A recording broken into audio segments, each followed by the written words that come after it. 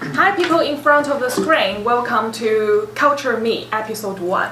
And today we have Larry, Dee, Marsha and Jay with us. Would you like to introduce yourself a little bit?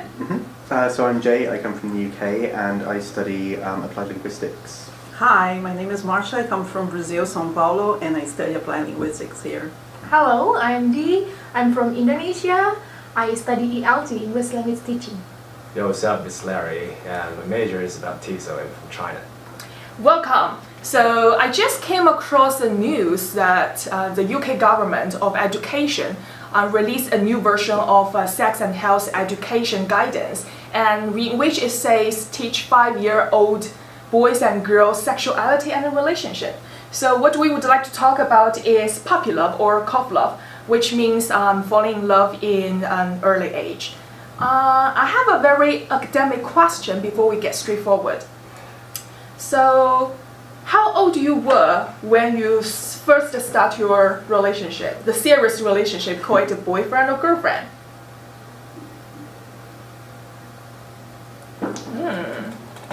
Larry, looking me straight in the eyes. Would you like to share? Well, it's a sad story. Anyway, well, that was in my first year of university, so I was like 18 years old, I think, and that's it. Oh, where did you meet with each other? And in university, it's like in a society, because at that time we were in the same pop dancing club, so we were learning dancing together. Actually, I was learning dancing and she taught me how to dance.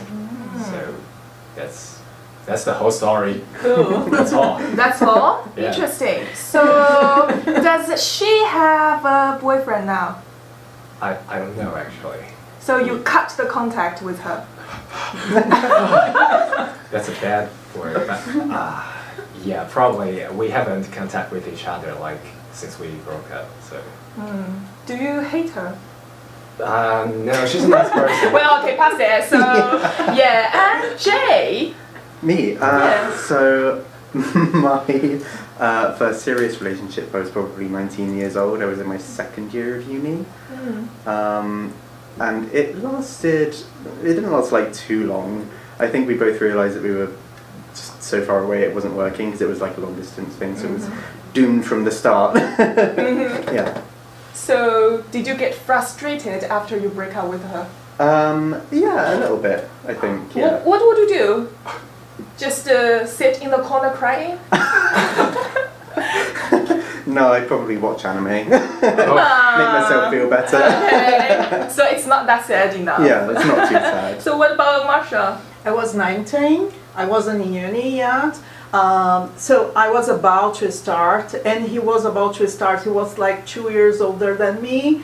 But you know, like he was my first boyfriend and he wanted to be together for the rest of our lives. Wow. And I was 19 thinking, years old. wow, I'm about to start my life. I have other priorities. So But he's thinking making a baby. yeah, he was thinking about, having a family, living together, and said, wow, we don't even have our jobs, like we have to prioritize other things. So I decided to break up and it was okay for me. I was focusing on other things, really. So it would be scared if the boy says that he would like to marry you and have a family with you? I think at the age of 19, because you've got many dreams. That's why if we connect with the theme, you're gonna see that, you can like other people. It's completely positive to be in love.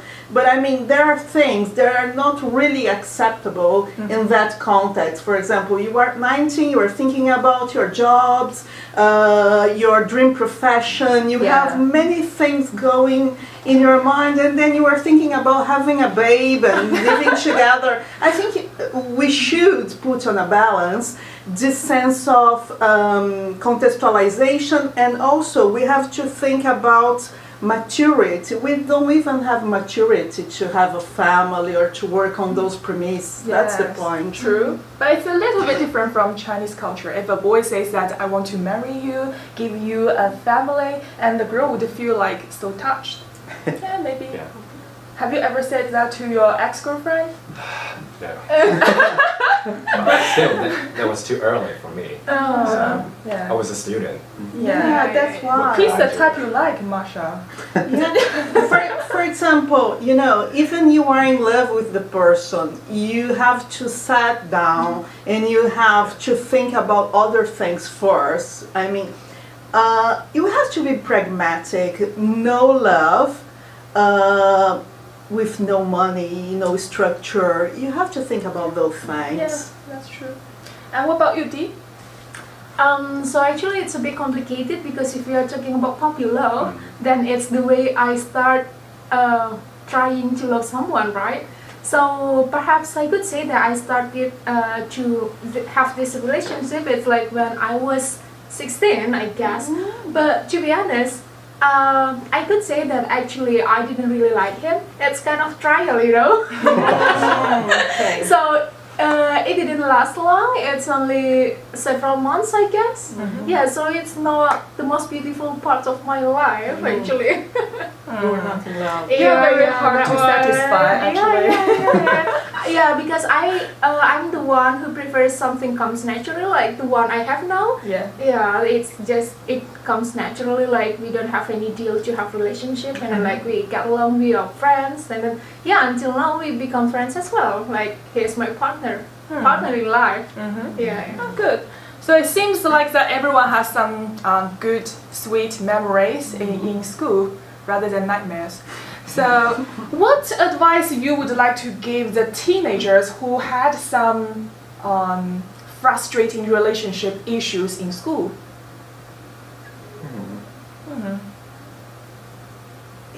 It's quite complicated to say about things about like related to feelings. It depends on the context. It depends on the type of feeling, how the person worked on that. If it was platonic, yeah, it depends on the type of frustration. I think if it's something superficial, like you were sad and you were not really in that love, then I mean you can move on. It depends on what's going through the mind of the person.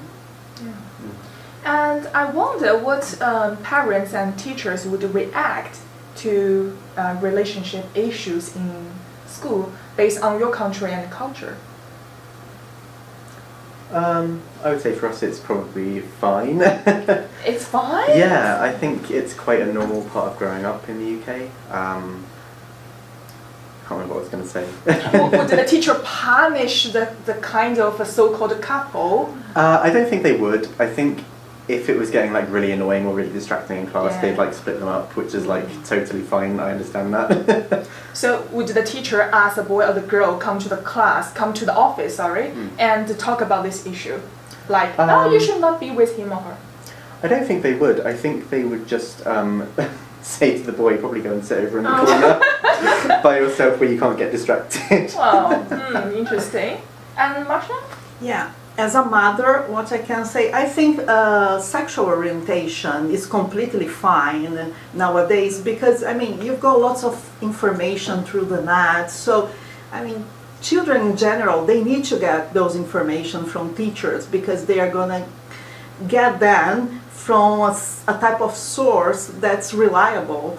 But I think it depends on the type of situation, depends on the type of relationship, because it can affect the child directly. It depends. I think as parents, I mean, I'm considering myself, I think we have to analyze because education and other priorities should come first, then relationship for a child, and depends on the age also.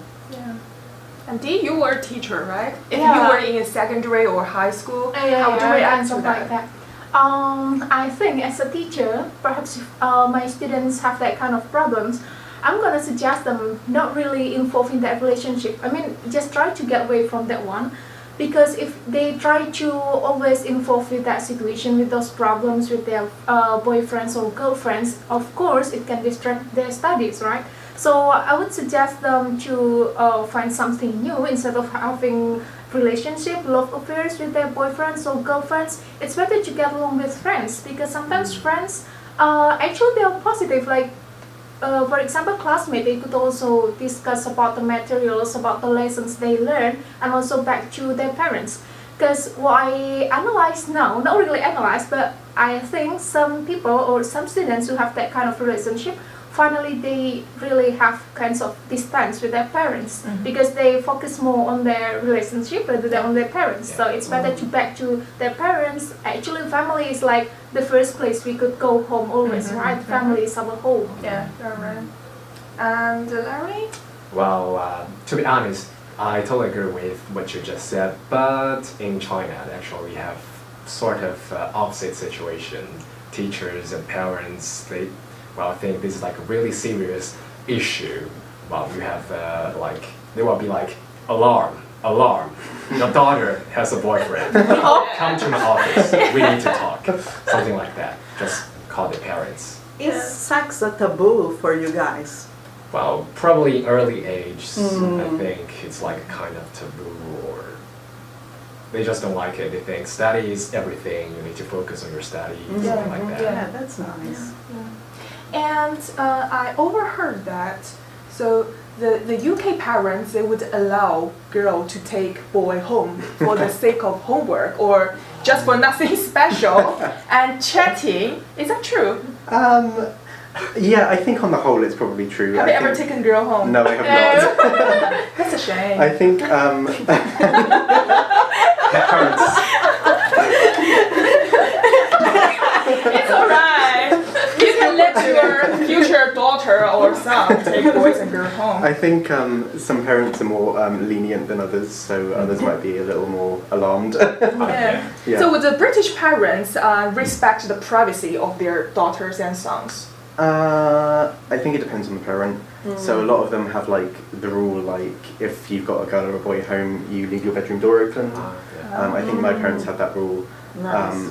Yeah, I think that's a good way of going about it because then you know there's nothing going on. So they actually would, listen Yeah. secretly there. To see if they're doing homework, of course. Okay. Very good. Homework. Oh, homework. Yeah. Okay. So wonderful, and it seems like we have a lot of interesting discussion here, and hope you guys have some ideas to take away. And so see you next time. Okay, Bye. bye. Bye.